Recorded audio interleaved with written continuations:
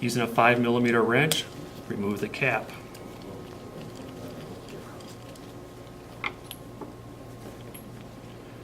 Next, remove the retaining pins with a 3mm wrench.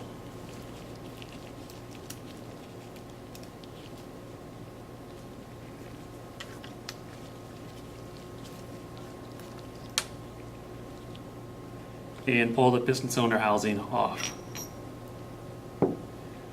For reassembly, it's a reverse order of the disassembly. Put the housing on, insert the pins,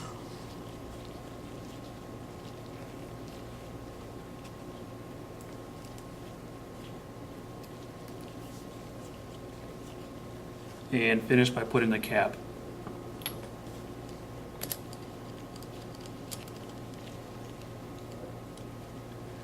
Followed up with a gentle wipe down of any fingerprints, residual oil that might be on the surface.